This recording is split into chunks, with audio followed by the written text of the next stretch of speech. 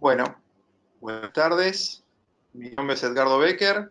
Estoy aquí por invitación del ICPA, del Instituto del Cemento Portland Argentino. Eh, bueno, para hablarle de un poco de pisos industriales por más o menos una hora. Espero que les resulte interesante eh, la presentación.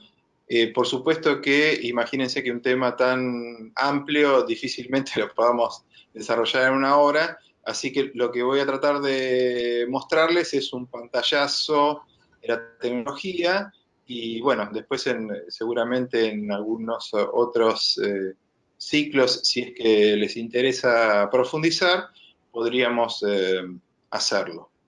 Si les parece, podemos arrancar con la presentación propiamente dicha. Básicamente tenemos aquí en la presentación en esta página, sí, estoy poniendo los sponsors de este evento, bueno, el Instituto de Cemento Portland, obviamente, que es el organizador, pero después, bueno, está el logo mío, el logo de la arquitecta Chaix, que me acompaña en la redacción de un libro que ya les voy a contar, sobre pisos industriales justamente. Y bueno, Loma Negra, la empresa que trabajo hace más de 25 años. Y por último, el logo de Intercement, que es la casa matriz, básicamente, de Loma Negra. Para comenzar, vemos la definición de pisos industriales. Básicamente, ¿qué son los pisos industriales? Bueno, básicamente son pisos de hormigón, pero que básicamente tienen lo que lo hace industrial o no industrial es las situaciones de carga o desgaste de gran magnitud. O sea que cuando hablamos de grandes cargas o grandes condiciones de desgaste, hablamos de pisos industriales. En general, lo que nos vamos a referir aquí son pisos industriales en el interior de una nave, ¿sí? Aunque eso no es no necesariamente el piso industrial puede ser exterior. En este seminario vamos a profundizar sobre ese tema, digamos. Básicamente aquí vemos la foto de un sistema de rack típico con un pasillo y un equipo, una grúa, una torre selectiva, digamos, que selecciona los elementos y los lleva. Esto es un almacén, básicamente. Esto es una imagen de algo similar, de hecho creo que es el mismo complejo. Esto es otro sistema de almacenaje por rack. Aquí vemos cargas más importantes. Otro sistema de pisos industriales que en este caso es de un depósito de neumáticos. Aquí vemos los autoelevadores que trabajan, en este caso están en carga. Y otras de las posibilidades que pueden tener los pisos industriales, en este caso, más que desgaste, como en el caso anterior, donde aquí hay básicamente desgaste, aunque hay carga también, es esto que son cargas importantes, ¿sí? Cada uno de estos rollos puede pesar del orden de 15 toneladas. Bueno, estos son otros ejemplos típicos de pisos industriales interiores, con básicamente sistemas de rack o distintos sistemas de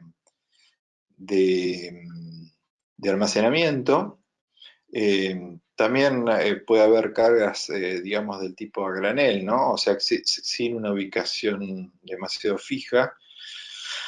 Pero lo cierto es que la tecnología también o incluye, la tecnología de pisos es más abarcativa que pisos industriales y los conceptos que aquí vamos a desarrollar también son aplicables a pisos no tan, digamos, no industriales, o sea, no tan sometidos a cargas tan importantes ni desgastes tan importantes, como por ejemplo vamos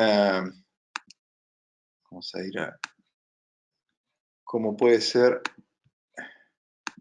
el caso de un estacionamiento, una superficie deportiva, en este caso una cancha de tenis o un complejo de canchas de tenis, un supermercado, un hall de un shopping, un estadio deportivo y un edificio de cocheras, básicamente, de estacionamientos y cocheras.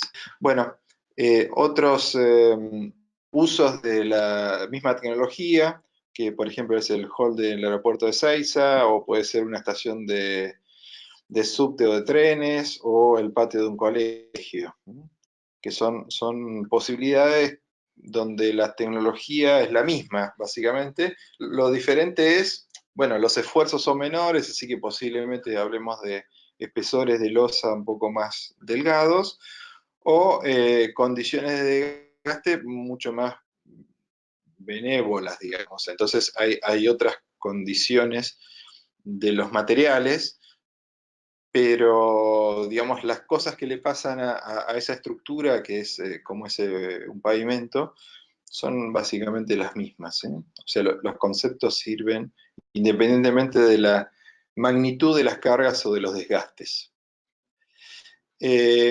Adentrándonos un poquito en lo que son las superficies pavimentadas, básicamente uno podría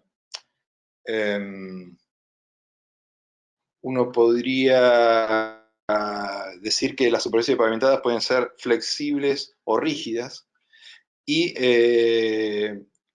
las diferencias de comportamientos vienen de, bueno, cuando es flexible, básicamente, en el gráfico de la izquierda, lo que vemos es que las cargas se manifiestan en forma más puntual y digamos, las tensiones terminan siendo importantes en la superficie, pero también son importantes hacia abajo. Y hay unas tensiones relativamente importantes a una distancia considerable, digamos, de la superficie. En cambio, cuando hablamos de pavimento rígido, básicamente hablamos de una losa de gran rigidez respecto de la base de apoyo, del suelo de apoyo. Eso hace que la distribución de tensiones se dé en un área muy importante, relacionado a lo que se llama el radio de rigidez relativa, y entonces las tensiones transmitidas al suelo son bastante más pequeñas. Y eso básicamente es la diferencia entre flexible y rígido. Claro que en la práctica, después vamos a ir a meternos un poquito en el detalle, pero nos vamos a ir dando cuenta que, bueno, no existen pavimentos infinitamente flexibles ni infinitamente rígidos, y en todo caso son más rígidos o menos rígidos. Pero básicamente los pisos de hormigón son rígidos.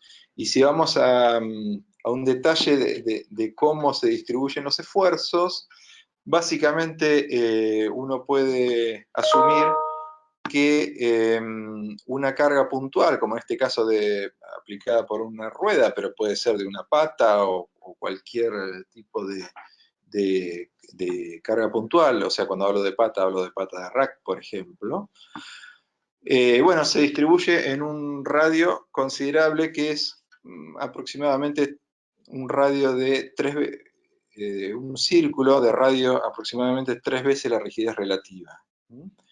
Y básicamente, si uno mira en vertical, ve compresión, alta compresión al inicio, aquí debajo de la rueda, y después van bajando las tensiones. Y lo que tenemos es flexión, aquí abajo de la rueda, en este caso, flexión o un momento positivo, o sea, básicamente tenemos tracción abajo y compresión arriba. Eso es el comportamiento típico de una superficie pavimentada de hormigón o un pavimento rígido ante cargas puntuales. Entonces uno dice, bueno, ¿qué pasa si tenemos una distribución de esfuerzos muy importante? Entonces las tensiones que llegan al suelo parecen bajas, por lo cual uno podría decir que, bueno, las ventajas de los pavimentos rígidos, en principio, ¿no? uno podría decir que una de las ventajas del pavimento rígido es que no necesita gran tratamiento del suelo de apoyo, digamos. Y eso, bueno, es una verdad a medias, y vamos a explicar por qué, digamos. Porque si bien las tensiones son bajas, imaginemos este caso de una superficie pavimentada, con pavimento rígido, apoyada en una base de comportamiento muy variable, ¿sí? Tenemos por un lado, tenemos una zona muy rígida, que es la parte gruesita, digamos, de estas líneas gruesas por debajo, que se esquematizan con líneas gruesas, y sobre eso algunas partes con suelos muy blandos, ¿sí? Muy compresibles, muy blandos. Entonces, ¿qué pasaría? Bueno, las zonas rígidas aportarían puntos de concentración de tensiones y las zonas blandas tenderían a distribuir el esfuerzo. Pero a la larga, si esa zona blanda suele ser formada por material, digamos, fino y bombeable, bueno, lo más probable es que esas deformaciones relativas generen un estado de fisuración y el pavimento termine siendo un pavimento flexible, digamos, que se adapte a apoyarse en el pavimento rígido. Entonces, bueno, si bien es cierto que el pavimento rígido transmite tensiones bastante pequeñas, digamos, sobre el suelo, este suelo para, digamos, tener un buen comportamiento en el paquete estructural y que el piso rígido tenga un buen comportamiento, necesita una uniformidad. O sea que no es, eh, digamos, no hay que poner especial presión sobre la rigidez del suelo por debajo, pero sí sobre la uniformidad. Y eso es la clave, una de las claves del éxito de tanto los pavimentos de hormigón como los pisos de hormigón. Si vamos a la siguiente transparencia, lo que observamos es, bueno, algunos ensayos que se hacen para determinar la capacidad de deformación que tiene ese suelo. Básicamente, si el suelo es rígido, bueno, las deformaciones serán menores y cuando menos rígido sea, mayores serán. Entonces, en general, cuando uno busca una uniformidad de comportamiento, bueno, será necesario siempre tener una rigidez mínima, digamos, de ese material, porque si no, esto no funciona. En esta transparencia lo que vemos básicamente es un corte típico de un piso industrial, donde vemos una losa de hormigón. Las losas de hormigón de pisos industriales difícilmente tengan menos de 15 centímetros, y ahí, dependiendo del proceso que se genere encima de eso, pueden llegar a tener 30 o 35 centímetros también, ¿no es cierto? Aunque, por ejemplo, si hablamos de áreas de almacenamiento, de grandes áreas de almacenamiento, tal vez los espesores estén más cerca de 20, 18.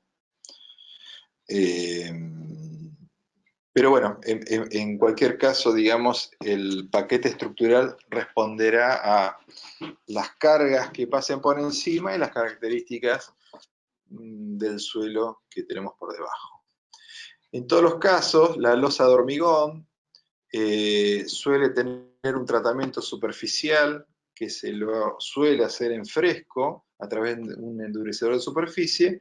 Esto es debido básicamente a que las losas de hormigón, por naturaleza del hormigón, el hormigón al tener exudación, cuando uno lo coloca en estado fresco, hay como un asentamiento de sólidos y una migración de agua o una mayor concentración de agua cerca de la superficie, eso aumenta la relación agua-cemento en la superficie y le da debilidad superficial natural, digamos, a la losa de hormigón. Entonces, en pisos industriales, sobre todo, donde sabemos que las condiciones de desgaste suelen ser importantes, será necesario hacer algún tratamiento superficial que mejore esa condición natural de debilidad.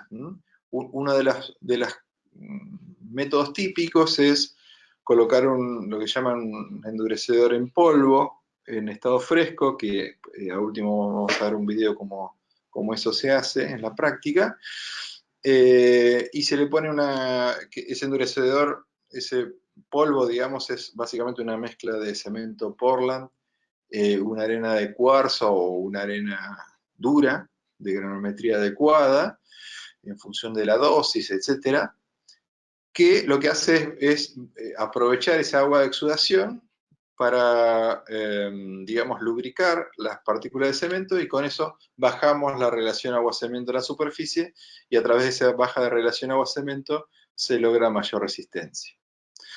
Por debajo de la losa, entre la losa y la base de apoyo, es habitual el uso de barreras de vapor. La barrera de vapor suele utilizarse sobre todo si, yo diría que es de utilización obligatoria, sobre todo si en la superficie se prevé usar un tratamiento epoxídico o algún otro tratamiento que sea, digamos, sensible a la presión de vapor. Y en ocasiones también se utiliza alguna, no como barrera de vapor, sino un film que facilita el movimiento de las losas, que después vamos a ver qué efectos benéficos puede tener. No todos los casos es necesario poner este film, ya que en ocasiones, o como tendencia general, diría yo, tiende a, bueno, generar algunos beneficios, pero también algunos no beneficios, como puede ser la tendencia a generar gradientes de humedad en el espesor de la losa, y eso provoca, digamos, mayor alabeo. Entonces, bueno, no siempre es lo mejor poner el film, o poner el film no soluciona todos los problemas. Más vale soluciona algunos y empeora otros, por lo cual un equilibrio de criterios es necesario a la hora de decidir ponerlo o no ponerlo y por qué, y tener siempre en cuenta por qué lo ponemos, y no ponerlo por default, como en muchos proyectos he visto que se usa, ¿no? Lo ponen porque se usa y no saben bien para qué lo quieren, digamos. Bueno, por debajo aquí aparece una base, que en este caso está como suelo granular. Siempre es recomendable usar suelo granular para las bases, aunque sabemos que hay zonas donde el material granular no escasea, y hay que, bueno, hacer una optimización por otro lado. Por ejemplo, en la zona de Buenos Aires, donde tenemos suelos finos, la área metropolitana básicamente y alrededores, suelos finos, a veces es posible hacer alguna corrección, digamos, con material granular o arena, y también usar cemento para dar, digamos, una capacidad y una uniformidad a esa base, que por otro lado, cuando hablamos de pisos industriales interiores, es necesario, porque en general los pisos interiores de las naves se construyen con las naves terminadas. Entonces, en la construcción de la nave es importante tener un suelo de apoyo confiable, digamos, que permita trabajar, digamos, la mayoría de los días. Y bueno, hacer un suelo cemento con tal vez un espesor de sacrificio, un espesor adicional necesario, puede ser importante. para luego perfilar y construir el piso. Por debajo, la subbase, bueno, en general en pisos industriales es bastante común tener que elevar el nivel natural, digamos, del suelo, por lo cual el espesor de esas capas de subbase y todo lo que es el terraplenado tiene que ver con, bueno, muchas veces mejorar las condiciones del suelo del lugar, pero también a veces elevar el nivel, ¿no? No es raro que en los pisos industriales estén del orden de 1 metro elevado respecto del pavimento exterior, por ejemplo, dependiendo de la modalidad, digamos, de carga que puedan tener la nave. Bueno, volviendo un poquito a las cargas y cómo se distribuyen, básicamente en el diagrama de la izquierda, en el diagrama de momentos flectores, como aparece como A en el punto A, vemos una losa de piso con una carga puntual, en este caso de rueda, y vemos que el momento máximo positivo se da en digamos, por debajo, en la fibra inferior, o sea, la fibra inferior se da la tracción, el máximo momento positivo, y después cuando nos vamos alejando, bueno, nos alejamos para uno y otro lado, empezamos a tener componentes positivas, que es un momento, perdón, un momento negativo, que es del orden del 20% del momento positivo, básicamente. Esa es una característica que es importante tener estas proporciones, digamos, de esfuerzos y momentos en una losa, muchas veces nos ayudan a decidir algunos detalles. Por la derecha, lo que vemos es básicamente la distribución de esfuerzos que tenemos o que podemos tener, que podemos observar en el espesor. Estos serían las tensiones que se generan inmediatamente debajo de la rueda, en las fibras que están por debajo de la rueda. Y vemos el esfuerzo de compresión en vertical y el esfuerzo de compresión y tracción por flexión, básicamente. Bueno, si vamos a la próxima. Bueno, una característica del hormigón utilizado en pisos industriales, o en realidad es una característica del hormigón, es que entre ciclos de carga y descarga en tracción y ciclos de carga y descarga en flexión, en este caso, sufre lo que se llama fatiga. O sea que cuando hay un determinado número de situaciones de carga y descarga que tienden a fatigar el material hormigón y generar una primer fisura que rápidamente va a progresar y va a, digamos, quitarle la uniformidad o, digamos, las características al material, ¿no? Hay una progresividad y un deterioro muy importante después de la primera fatiga, sobre todo en hormigón simple, como bueno, es lo que estoy hablando en este momento. Una de las relaciones entre la relación de tensiones y el número de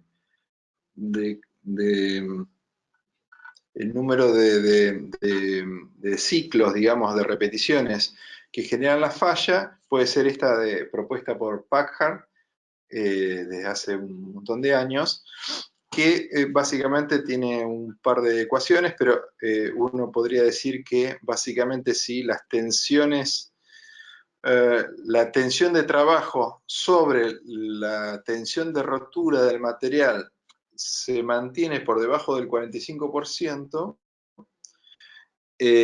uno dice que, bueno, básicamente no esperamos falla por fatiga, por lo cual, cuando tenemos un ciclo número importante o bastante imprecisión sobre las cargas o las cantidades de repeticiones esperadas, eso está asociado básicamente a la cantidad de veces que un autoelevador o un elemento móvil pase por una determinada sección del piso. Bueno, una de las formas de trabajar es asegurarse que esas tensiones se mantengan por debajo del 45%. Pero ante cargas excepcionales o cargas importantes, o cuando tenemos muy buena información respecto del proceso que va a generarse por encima del piso, podemos trabajar con, digamos, mayores tensiones, más cercanas a 1, digamos, y determinar la vida útil a través de estos diagramas, básicamente. Otra forma de ver cómo funcionan los pavimentos o los pisos industriales es, bueno, está claro que uno diseña un paquete estructural, le da una determinada capacidad, y ese comportamiento o el tránsito que circula sobre ese piso, paulatinamente lo va deteriorando. Entonces, esto lo podemos ver en este gráfico, donde básicamente tenemos un nivel inicial del piso, y a medida que pasa el tiempo, en realidad a medida que pasan las repeticiones de carga, lo que tenemos es un deterioro progresivo.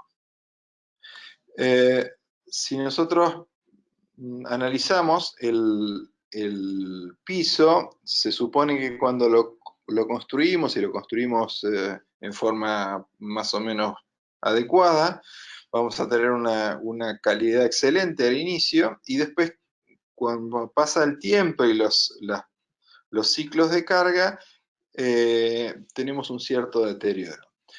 Ese deterioro en general requiere un mantenimiento preventivo, por ejemplo, sellado de juntas, reparación de pequeños defectos, que hace, bueno, en algunos casos es, si tiene un recubrimiento del piso, puede ser, digamos, renovaciones de ese recubrimiento, hace que el comportamiento, bueno, se mantenga en estado bastante bueno, y cuando ese estado cae de lo que consideramos bueno, empieza a existir la necesidad de hacer una reparación un poco mayor, digamos, o más que un mantenimiento preventivo, algunas reparaciones. Entonces, las reparaciones requieren una inversión, y sobre todo requieren un análisis adecuado. O sea, ¿qué es lo que conviene hacer en cada caso? Y dependiendo del momento, del timing que utilicemos para hacer esas reparaciones pueden ser relativamente sencillas y económicas, y cuando dejamos de deteriorar mucho el piso, bueno, empiezan a ser bastante más importantes y más onerosas. Si dejamos de pasar el tiempo sin reparar, bueno, el estado del piso va a ir reduciéndose hasta llegar a, bueno, un valor malo o inapropiado, digamos, para la actividad. Ese concepto es tomado básicamente del comportamiento que tienen los pavimentos de cualquier tipo, y los pisos no dejan de ser un pavimento, ¿no? Aquí es un esquema bastante interesante, indicado por una publicación bastante buena de la PCA, tiene unos años, y de las cuales he utilizado, digamos, en su momento para mi preparación, donde da, en función de los tipos de carga, cuáles son los criterios que controlan el diseño. Y si uno toma en cuenta eso y ve que en función del tipo de carga y la distribución que se da en la carga, si las cargas son puntuales o menos puntuales, fíjense que en general casi todos los diseños están digamos, controlados por la resistencia a flexión. O sea, la flexión es el criterio de, las tensiones de flexión son las que controlan el diseño, y lo que habría que hacer, obviamente, es verificar eventualmente ante otros tipos, sobre todo cuando uno se encuentra en cargas muy concentradas, cuando tenemos menos de 10 centímetros cuadrados o el del orden de 10 centímetros cuadrados, que es una zona de duda, digamos, o cuando tenemos cargas muy distribuidas, cuando no está claro, no tenemos un sistema de rack o algo que está tan claro, donde generamos cargas distribuidas. Es común, muchas veces me preguntan algunos clientes, bueno, ¿este piso para qué es? Bueno, ¿y para qué es? Bueno, y yo les pregunto, bueno, contame un poco qué piensan hacer, porque en realidad la capacidad de, si uno tiene un piso existente, un paquete estructural ya construido, y uno necesita saber si es apto o no apto para una actividad, uno tiene que tener información de esa actividad. Porque en función de eso puede cambiar mucho el criterio. Por ejemplo, a muchos les gusta hablar de, bueno, yo quiero un piso para 5 kilos por metro cuadrado. Ajá. Entonces uno dice, perdón, 5 toneladas por metro cuadrado. Entonces uno dice, bueno, 5 toneladas por metro cuadrado, ¿qué es eso? Bueno, básicamente uno dice, bueno, pero ¿qué es una bodega? ¿Va a estar operado por puente de grúa? ¿Por qué? Porque si va a pasar, por ejemplo, eso es manejado por un autoelevador, y son pallets apoyados unos arriba de otro, y qué sé yo, lo cierto es que si se generan pasillos es una cosa, y si está todo cargado es otra. Porque imagínense una nave de, no sé, 5.000 metros cuadrados, toda ocupada con 2 filas de pallet, todo completo. Es decir, ¿cuál es la tensión que se genera sobre el suelo? Ninguna, digamos, básicamente. O sea, es una carga de compresión sobre el suelo, que a su vez es una carga de compresión sobre el suelo. Es una situación bastante benévola, digamos. Ahora, cuando nosotros empezamos a desarmar ese acopio y empezamos a generar pasillos, bueno, empiezan a generarse tensiones de flexión, porque tenemos zonas cargadas y zonas descargadas. Y entonces los pasillos empiezan a tener momentos negativos importantes, y tal vez eso es lo que genera o lo que manda el diseño. Entonces dice, bueno, uno dice, bueno, 5 kilos por metro cuadrado, y uno puede establecer cuál sería el pasillo que genera el mayor esfuerzo, digamos, y ahí lo puede calcular. Eh, Ahora, cuando diseñamos un piso industrial, muchas veces consideramos lo que se llaman cargas dinámicas, que son o bueno, algunos las llaman vivas, que son, bueno, los equipos móviles. El caso típico es un autoelevador, como en este caso. Si nosotros miramos los catálogos de los equipos, en general nos dan las cargas estáticas, o sea, la carga A1, que sería el vehículo descargado. Entonces, esta sería tendríamos el peso del equipo, en este caso 4.200 kilos, esto es un ejemplo, ¿no? Y un eje delantero, o sea, repartido en las dos ruedas de adelante, en 1.900 kilos, o sea, la mitad cada rueda, y las dos ruedas de atrás, que en este caso es un vehículo de 4 ruedas, pero hay vehículos que tienen otra cantidad, de 2.300. Pero ¿qué pasa? Ese mismo vehículo, si nosotros le colocamos un pallet de 2.500 kilos, que es en este caso la capacidad del equipo, bueno, vemos que la carga sobre el eje delantero aumenta significativamente, un poco más de 4 toneladas, o sea, pasa de 1,9 a 6 toneladas, y el eje trasero pasa de tener 2.300 kilos a solo 670 kilos. ¿Por qué? Porque, bueno, el momento del brazo de palanca, la carga más el brazo de palanca, hace ese efecto, digamos, que tiende a digamos, hacer volcar el vehículo para adelante. Entonces uno dice, bueno, ¿qué pasa si yo le pongo 3.500 kilos? Bueno, lo más probable es que se caiga, digamos, o sea, que vuelque para adelante. Entonces, este equipo no sería adecuado o habría que cargar el eje trasero.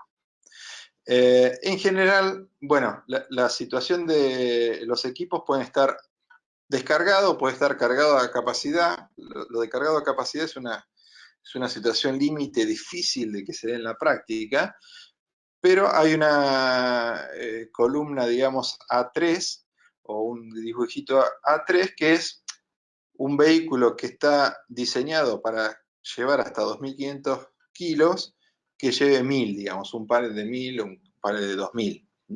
Entonces, y ahí se ven las cargas de ejes. Eso es cierto en la medida que el vehículo esté parado. Pero digamos, lo habitual es que el vehículo esté trabajando, digamos, y entonces aparecen las cargas dinámicas donde el vehículo está en operación. Y aquí lo que hay es una forma de considerar las cargas dinámicas, no es la única, pero es la más sencilla, diría yo, a través de un factor dinámico. Entonces, un factor dinámico, ¿qué es? Es una mayoración, digamos, de las cargas por efecto dinámico. Entonces, ¿por qué usamos, si el vehículo está descargado, un factor dinámico 2? Y si el vehículo está cargado a capacidad, por ejemplo, un factor dinámico de 1,2. Bueno, básicamente es porque si el vehículo está descargado, el vehículo está ágil. Entonces es muy probable que la operación, el operador del autoelevador, tienda a utilizarlo a una velocidad alta, ¿no? Y hacer maniobras bruscas, y por lo cual el factor dinámico empieza a ser alto, digamos. Por el contrario, si el vehículo está trabajando a capacidad, digamos, lo más probable es que si el operador quisiera hacer maniobras bruscas, tendría problemas, digamos, o sea, difícilmente lo puede hacer. Entonces empieza un factor dinámico de 1,2, donde, digamos, hay un 20% de aumento en las cargas, básicamente.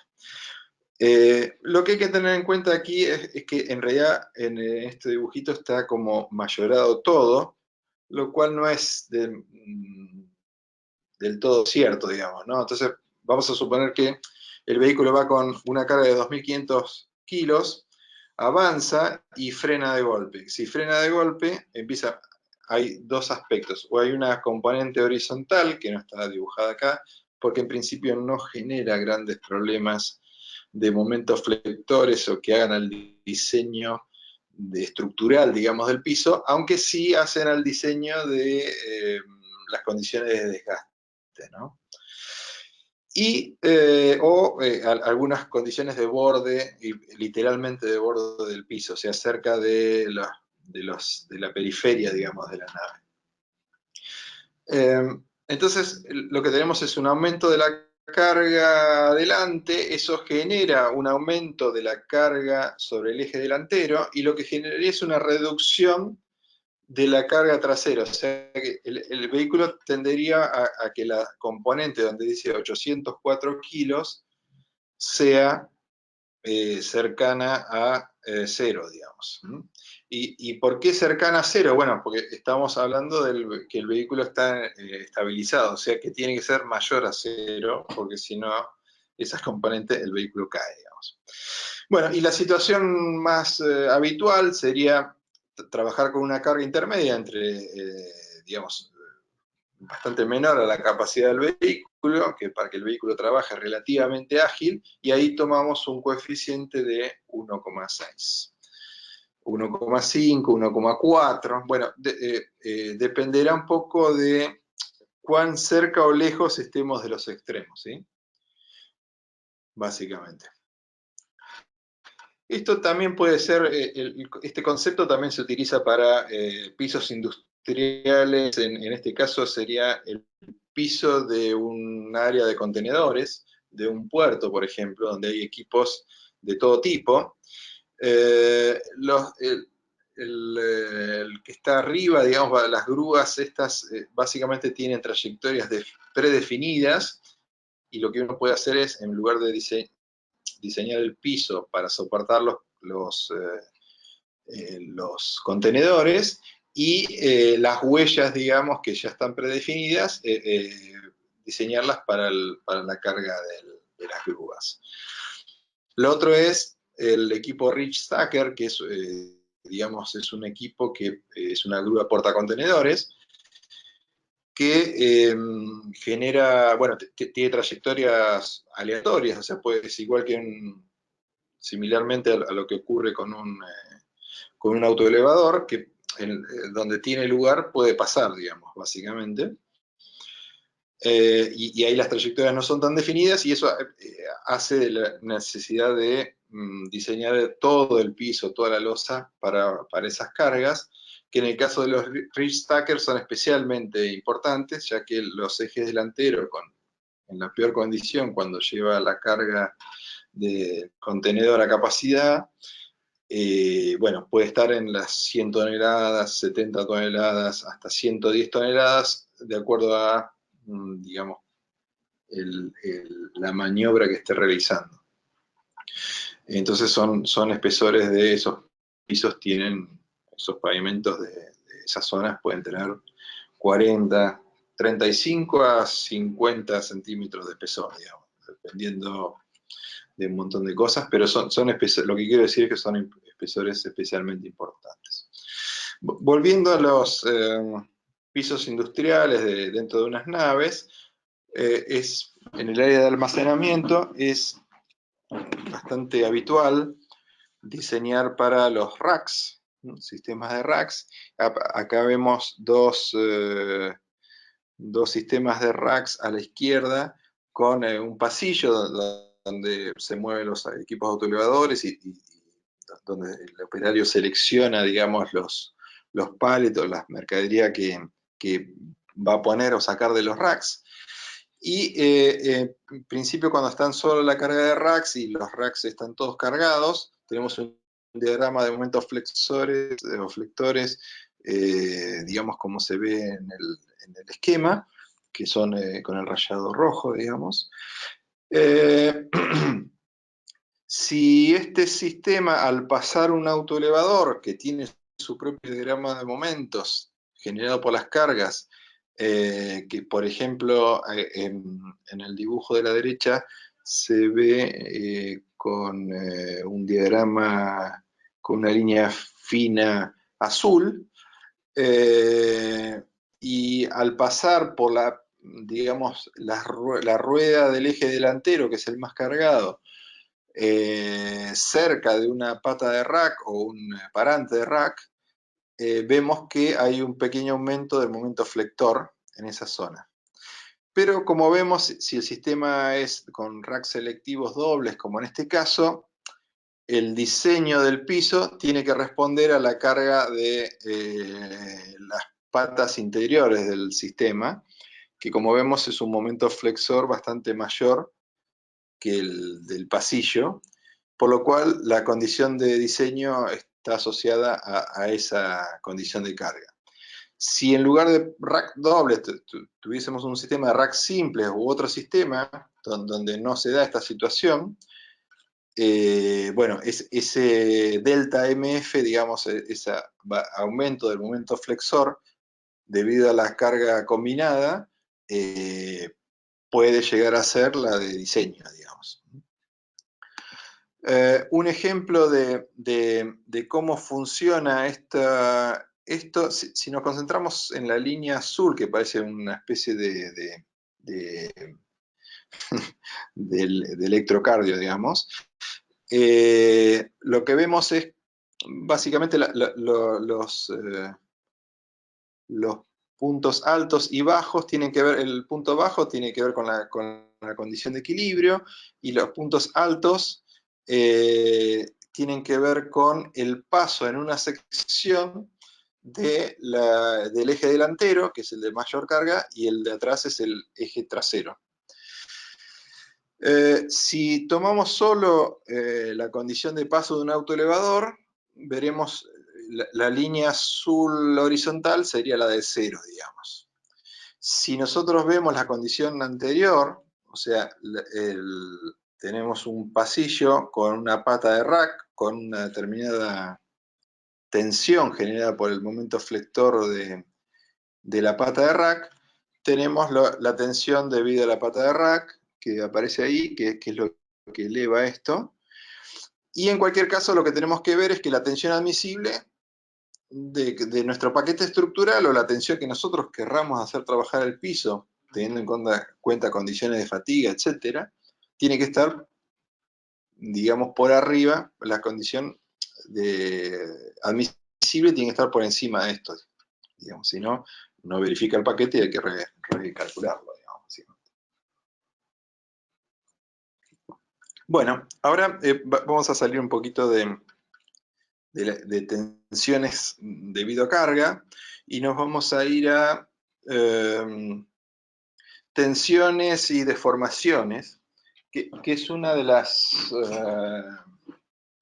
cuestiones de diseño más importantes que tienen los pisos en general, digamos, los pisos industriales o cualquier otro piso. Porque en el fondo siempre nos interesa que los pisos tengan una cierta planicidad, ya sea por cuestiones prácticas o estéticas, y nos interesa que no tengan fisuras visibles, ¿sí? O sea que no parezcan cuestiones que arruinen la estética o la serviciabilidad de ese piso. Entonces, para eso vamos a explicar qué es, hay un efecto sobre el hormigón, que es la contracción por secado. ¿Qué es la contracción por secado? Bueno, básicamente un hormigón endurecido, una vez que endurece y digamos, nosotros lo construimos, se construye un piso, el hormigón está en estado fresco, cuando empieza a endurecer y tiene cierta capacidad, le aplicamos un curado para permitir las reacciones de hidratación, una buena, digamos, desarrollo de resistencia de ese piso durante 7 días o más. En general se le da 7 o menos, pero bueno, lo recomendable es 7 o más. Le damos condiciones de curado, o sea, le damos condiciones que permitan la buena hidratación, pero una vez que eso se interrumpe, o sea, cuando quitamos la disponibilidad de agua permanente sobre el hormigón de piso, el hormigón empieza a evaporar el agua digamos que no combinada, ¿sí? Y eso lo hace a una velocidad moderada, pequeña en general, y va perdiendo digamos, humedad por la superficie en el tiempo. Y ese tiempo, bueno, uno no se da cuenta, uno dice, bueno, tal vez lo vea a los 20 días o al mes y le parece que está seco, pero lo cierto es que suele durar años el proceso de secado. De cualquier manera, la velocidad esa de secado es como más importante al principio y después es un poco más lenta en el tiempo. Entonces, si vemos una losa en corte, una losa de piso en corte, básicamente tenemos un estado inicial donde la losa tiene un determinado tamaño y después por secado, en este caso dice algunas horas porque aquí estamos considerando solo el efecto de contracción generada por la hidratación del cemento. La hidratación del cemento hace que digamos, el volumen de la pasta cementicia hidratada es menor al volumen de la pasta cementicia en estado fresco, digamos, o sea, anhidro. Y bueno, pero lo cierto es que esa contracción, ya sea por la hidratación inicial y si no realizamos curado, como es en este ejemplo, no aplicamos agua, porque si aplicaríamos agua de curado, lo cierto es que el hormigón tiende a hincharse, mientras está sobresaturado tiende a hincharse, pero en este caso suponemos que no está sobresaturado, entonces tiende a contraerse. Al contraerse hay una restricción a ese movimiento generado por la fricción con la base, que eso genera tensiones de tracción que si superan la resistencia del hormigón, sobre todo a primeras edades, lo que hace es fisurarlo. Y luego, en vez de tener la losa inicial, tenemos dos losas y vamos a tener tantas losas como sea necesario hasta que la resultante de tensiones arroje que la tensión por restricción, digamos, sea menor a la resistencia. Perdón, sí, la tensión generada sea menor a la resistencia, o sea, la resistencia supere a las tensiones inducidas. Y entonces esto también explica por qué hacemos juntas sobre pisos convencionales. ¿Por qué? Porque en realidad lo que hacemos es generar debilitamientos en los lugares que queremos para que esas fisuras se generen en forma prolija y no descontrolada. Esa es la lógica de las juntas. Una cuestión importante, como las tensiones que tienen que ver con contracción por secado, son tensiones que se van generando de a poco en el hormigón. Uno puede generar esas tensiones, vemos tensiones inducidas, la curva de arriba, digamos, sería la curva que es tensión igual a deformación específica por módulo de elasticidad. Pero ¿qué pasa? Si las tensiones se generan de a poco, el hormigón también va generando un fenómeno que se llama creep, que es una deformación, digamos, no bajo carga, que en el caso de tensiones inducidas va generando una relajación. Entonces esto, en términos prácticos, es como que le bajaría el módulo de elasticidad al hormigón. Entonces, hay una relajación de tensión y la tensión real que se genera es menor a la que sacaríamos por Hooke. Entonces, si esa curva cruza el desarrollo de resistencia de atracción del hormigón, hay una fisura que aparece en el tiempo donde eso se cruza, digamos, como dice el gráfico. Si nosotros quisiéramos evitar ese cruce, o sea, evitar la fisuración, ¿qué haríamos? Bueno, básicamente podríamos aumentar la resistencia del hormigón, cosa poco probable, sobre todo porque es la resistencia de tracción, o podemos reducir las deformaciones o las tensiones inducidas. Y las tensiones inducidas las podemos reducir de dos formas. O bajamos la fricción, o bajamos la contracción del hormigón, o achicamos el tamaño de las losas. Y de esa forma también lo hacemos. Entonces, esa básicamente es la lógica del diseño. Y si queremos nosotros determinar cuál es el tamaño de las losas que tienen que tener para no fisurarse, bueno, lo podemos hacer. Hay ejemplos en este ejemplo es un ejemplo de cómo calcular, digamos, la distancia entre juntas para evitar las fisuras. O podemos también ver que la contracción por secado, la losa al secarse básicamente por arriba, genera un gradiente de humedad que tiende a ladear las losas. Y hay como levantamiento de las esquinas. Esto es un detalle de este gradiente de humedad. Y fíjense que mientras la superficie está, en este caso, a menos del 50%, del orden de menos del 50% de humedad, la losa cerca de la base está bastante cerca del 95%, digamos. Ese gradiente de humedad es lo que genera esa contracción diferencial entre lo de arriba y de abajo y genera el alabeo cóncavo que vemos a la derecha. También hay gradientes térmicos que generan, digamos, alabeos cóncavos o convexos de acuerdo a si hay un calentamiento o un enfriamiento superficial del piso. Esto se puede ver mejor en pavimentos exteriores, ¿no? Cuando, en el día, cuando hay asoleamiento, hay un calentamiento superficial del hormigón, eso hace que las losas se alabean en forma convexa, o un enfriamiento por la noche, donde las losas se alabean en forma cóncava, ¿no? Ese alabeo cóncavo o convexo genera condiciones de apoyo diferenciales, que hay que tener en cuenta en el diseño.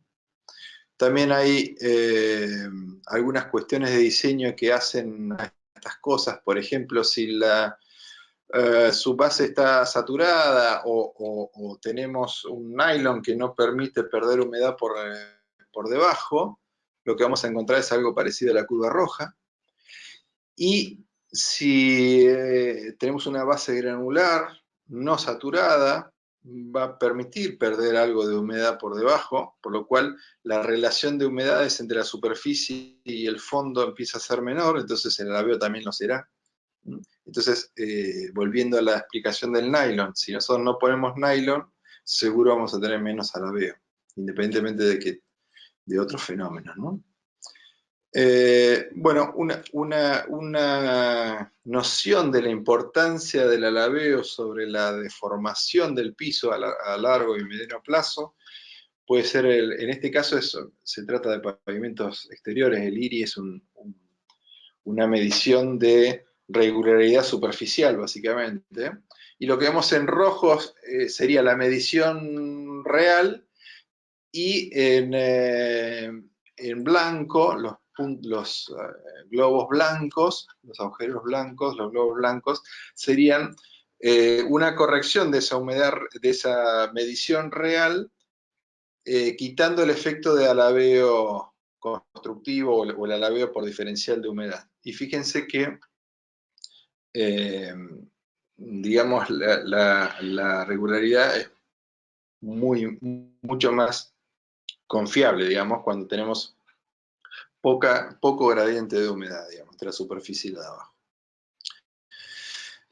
Existen criterios de diseño, nosotros tenemos desarrollado modelos que podemos ver el tema del levantamiento de las esquinas y la influencia de algunos parámetros en ese levantamiento. Entonces a la izquierda vemos que a medida que aumentamos el espesor de la losa, ese levantamiento disminuye. ¿Por qué? Pues es más rígida la losa, básicamente, y porque básicamente también la pérdida de humedad es más reducida, o sea, tarda más en secarse una losa gruesa, digamos, que una delgada. Y también tenemos en la del medio, vemos que a medida que las losas son más pequeñas, o sea que el distanciamiento entre las juntas es menor, menor será el levantamiento de esquina, y cuando las losas empiezan a aumentar, el alabeo aumenta. Y también vemos en la de la derecha que el parámetro que tal vez más sensible, digamos, a todo esto es la contracción del hormigón, o sea que cuando la mezcla de hormigón contrae más rápido, el alabeo es mayor, digamos. Entonces, también nos da la idea de que a veces especificar condiciones de contracción por secado de los hormigones que vamos a utilizar para construir esos pisos es muy importante, digamos, o puede ser muy importante. En este caso también vemos, digamos, cómo a través de un modelo podemos determinar los esfuerzos por alabeo y que los esfuerzos se dan en los lugares de restricción. Los esfuerzos de las tensiones de alabeo propiamente dichas son en los lugares de restricción. No obstante, si uno considera que solo el efecto del alabeo, en las puntas donde está tan deformada la losa, las tensiones son reducidas porque está poco, digamos, la restricción es baja. Sin embargo, si hay un levantamiento de la esquina, las condiciones de apoyo son malas. Entonces, cuando pasa una carga en la esquina, genera sobretensiones respecto del pavimento ideal que estaba apoyando perfectamente en la base. Esto hace que, bueno, el levantamiento de las esquinas no genera tensión, grandes tensiones de alabeo en la esquina, pero sí grandes deformaciones que aumentan la tensión por carga, digamos, considerablemente. Porque esto pasa de ser algo apoyado en una superficie de resortes a un balcón, digamos, básicamente, ¿eh? Tenemos tensiones, bueno, como se ve en el esquema, básicamente. Entonces, si tenemos una gran losa alabeada, lo que vemos es que es bastante común tener las esquinas rotas en diamante, básicamente.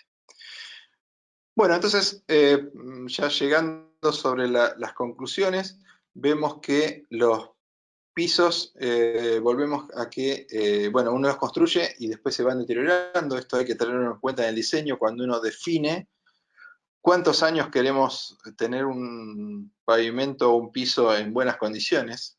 Y no es una pregunta menor, y en cuántos años el constructor está dispuesto a garantizarlo, o el comitente pagar un diseño, digamos, que contemple una determinada vida útil. ¿Y qué pasa si un piso no fue construido con el estándar previsto, digamos?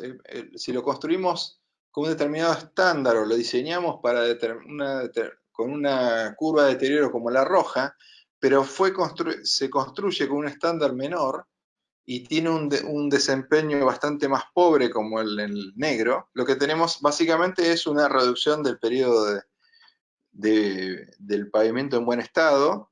Eso es aumento de costos de mantenimiento o, bueno, costo de reconstrucción, de acuerdo a cuánto uno tome la decisión, digamos. Respecto de los costos, es habitual considerar el periodo de diseño de que uno le vale la pena mantenerlo hasta que ese mantenimiento empieza a ser mucho más caro que hacer uno nuevo, digamos. Eso sería la lógica. Y una de las cosas que podemos lograr con las reparaciones mayores es básicamente reconstruir o recomponer las condiciones iniciales, ¿no? Entonces, a veces cuando estamos llegando a la vida a un determinado grado de deterioro, digamos, cercano al mínimo tolerable por la actividad, podemos decidir si hacer un mantenimiento mayor y, digamos, volver a un ciclo, como en este caso, o reconstruir, digamos. Eso es una de las decisiones que depende mucho del proyecto, y eso no es muy difícil darlo en este ámbito, digamos.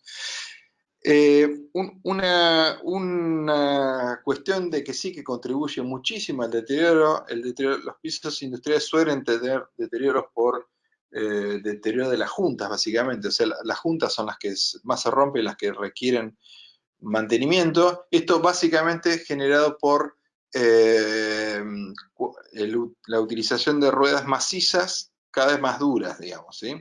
Cuando más duras son las ruedas, mayor es la tensión que se genera, porque el área de aplicación de carga se reduce, y eso hace que las tensiones pasen, como en este caso, de, digamos, pisos que tal vez hace 20 años los diseñábamos con 1 megapascal, digamos, considerado un neumático normal. Me refiero a que blando, digamos, con un neumático de aire, 1 megapascal o menos, a veces la mitad de eso, o sea, una distribución de carga importante, a neumáticos bastante duros que llevan esas tensiones a 10 veces, ¿no? Entonces, las juntas se rompen mucho más fácil.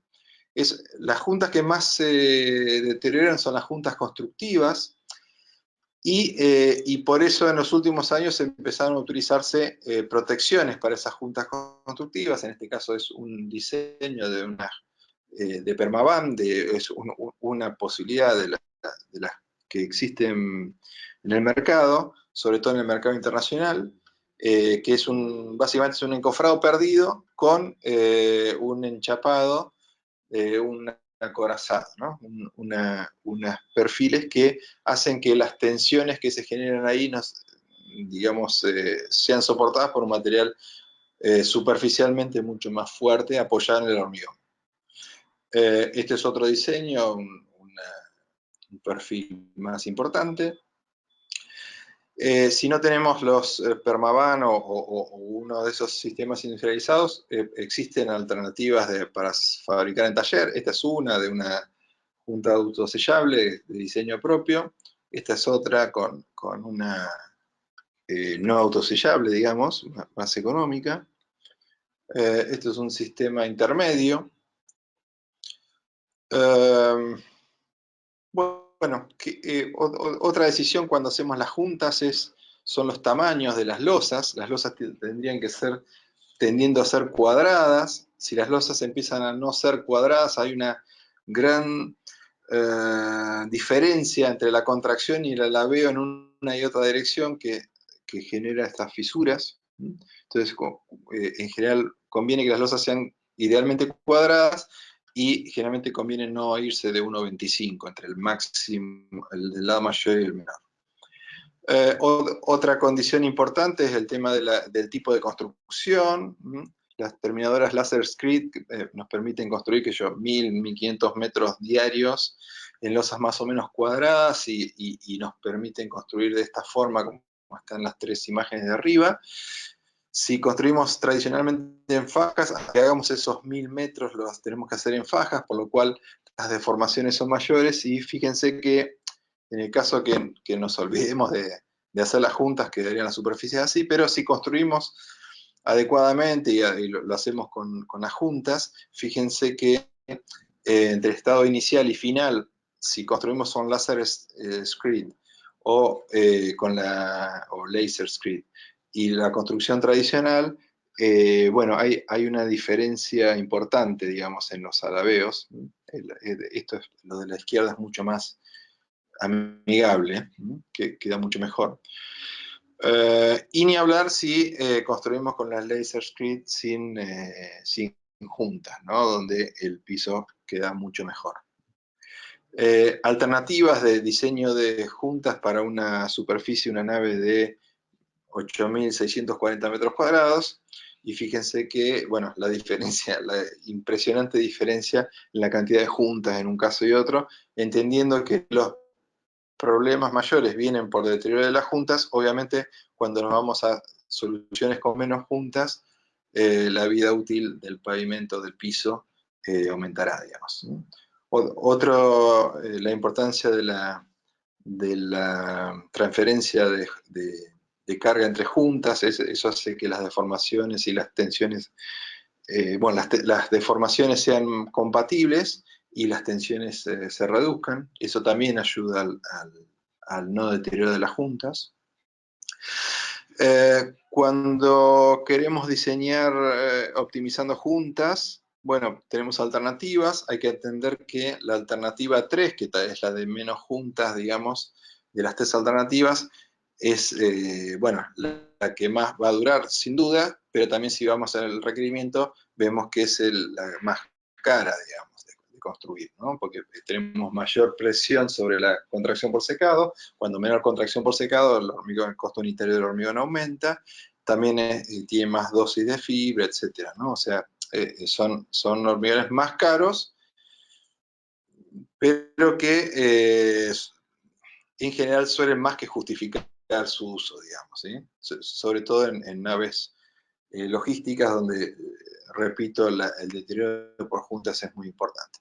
Y por último tenemos los pisos postesados que tienen la ventaja de no tener juntas, por lo menos tienen solo las juntas constructivas y encima estas juntas constructivas se van cerrando. En este caso es el ejemplo de una nave, del piso de una nave que me tocó diseñar y se construyó hace más o menos un año, que funciona como toda una sola losa, digamos, ¿no? O sea, son 8.500 metros cuadrados de una losa única, ¿no? Entonces ahí no esperamos ningún deterioro en ese aspecto. Esa es la gran ventaja que tiene este sistema de postezado, que es, bueno, es la solución prácticamente ideal para la solución. con la ventaja que en los últimos tiempos hemos hecho algún desarrollo donde encontramos, digamos, una optimización de los cordones que hace que los costos sean bastante más competitivos, digamos, de lo que eran tradicionalmente. Esto en general no se usaba porque era muy, muy caro. Y bueno, ya no lo es tanto, digamos. Hemos trabajado en algunos proyectos donde esto era muy competitivo y funcionaba muy bien. La verdad que desde el punto de vista del comitente, del usuario final, esto es un piso impecable y a costos interesantes, digamos, ¿no? Obviamente es más caro que otras soluciones, pero digamos el precio-calidad es muy, muy adecuado. Hablando de precio-calidad, etcétera, la clave está en hacer un buen diseño, tener buenos materiales, construirlo adecuadamente y que el hormigón, digamos que en general es elaborado, cumpla las características que tengan que ver con el diseño. Entonces, si nosotros combinamos todo eso, seguramente tenemos un buen resultado. Cualquiera de estas patas, digamos, que fallen del proceso, el resultado no va a ser bueno. Entonces, es muy importante que el trabajo en equipo y que tanto el diseñador como digamos, el hormigón y el resto de los materiales, más la construcción, sean adecuados para el proyecto. Para eso, las supervisiones tienen que estar mirando esto, básicamente. Respecto de la construcción en LaserScript, que es la forma que construimos digamos que estamos construyendo y que da los mejores resultados en el estado actual de conocimiento. Bueno, básicamente aplicamos hormigón con un mixer o bueno, con una bomba, lo que sea, en fajas del orden de 5 metros. De eso pasamos una máquina en LaserScript que va nivelando y compactando el hormigón, luego endurecer la superficie y después se da la terminación con llana. Para eso vamos a ver si funciona el video. Aquí en el video lo que vemos básicamente es, bueno, básicamente es una caja de unos 5 metros que luego la máquina irá al otro, o sea que esto bien son pastas, estas pastas se hacen fresco sobre fresco y no hay problema. En este caso ya hicieron endurecedor y lo que están haciendo con lo que le llaman en orden del avión es, digamos, incorporar ese material. Ahí en el plano se ve que el mixer terminó de colocar el hormigón y ahora va la terminada de LaserScript que va a arrastrar y compactar el hormigón. La parte esta superficie ya fue compactada y enrasada por ahí vemos la regla de la LaserScript. Esto queda perfectamente nivelado y compactado. Es una relación.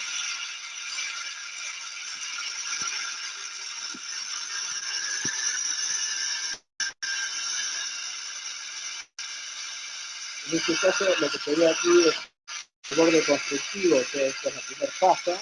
Lo cierto es que después esto no ocurre y esto, bueno, obviamente hay que compactarlo con un vibrador y después se lo termina manualmente. En este caso, lo que está haciendo es poniendo el endurecedor de superficie. Las dosis habituales están entre 2 y 3 kilos por metro cuadrado, aunque puede ser de 5 o hasta de 7, aunque en estos casos lo cierto es que hay que ver muy bien la geometría porque es muy difícil si no pasar de los 3 kilos por metro cuadrado geometrías convencionales de la arena de cuarzo que se utiliza. En este caso lo que te quedan es una manta de una superficie conocida y después eso se retira y se pesa para chequear que se esté poniendo la dosis adecuada, ¿no? Es un método de control para ver si se estaba poniendo la dosis adecuada. Fíjense cómo el mismo agua de oxidación está lubricando el material que se termina de lubricar cuando pasamos el canal avión.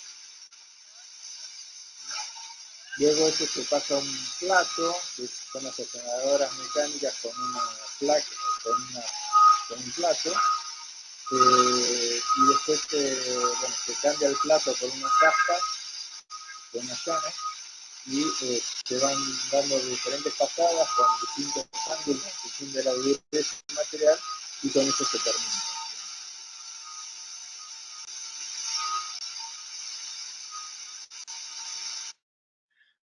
Bueno, esto es básicamente porque ya como estamos pasados del tiempo, vamos a cortar esta parte. Lo que sí les quería comentar son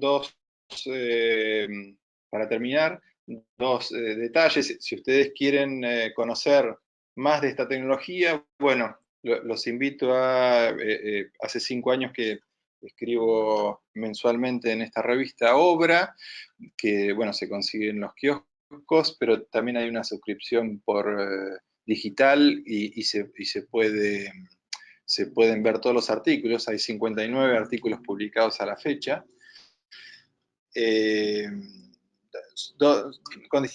Desarrollando distintos aspectos, digamos, de los pisos industriales. Y más recientemente, bueno, esto es una novedad, el libro se llama Pisos Industriales de Hormigón, Diseño, Construcción y Mantenimiento, que es de mi autoría, básicamente, con la colaboración de mi colega, la arquitecta Bernadette Chaix, que, bueno, que además es amiga, obviamente, que bueno, me está ayudando en esto que está saliendo estos días. Así que en las próximas semanas ya vamos a tener el libro disponible en las librerías, así que lo van a poder ingresar y van a poder profundizar bastante. Es un libro con 16 capítulos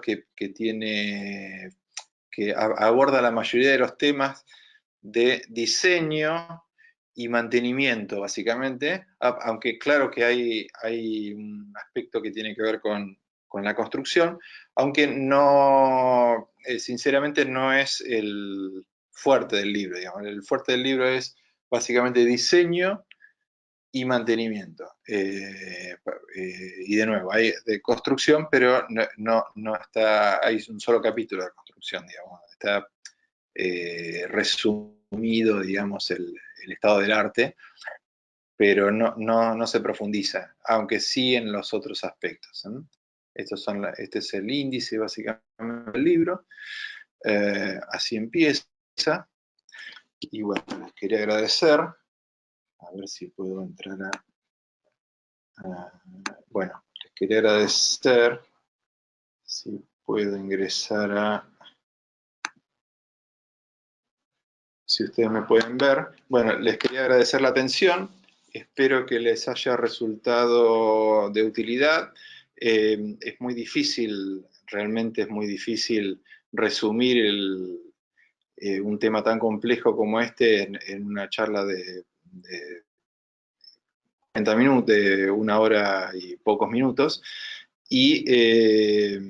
Pero bueno, también es cierto que, bueno, en la última página ustedes pueden ver mi email y se pueden comunicar conmigo, bueno, o con la gente del instituto, donde podemos hacer, bueno, contestar las preguntas que ustedes requieran que tengan. Bueno, fue un gusto y espero que les resulte de utilidad. Hasta luego.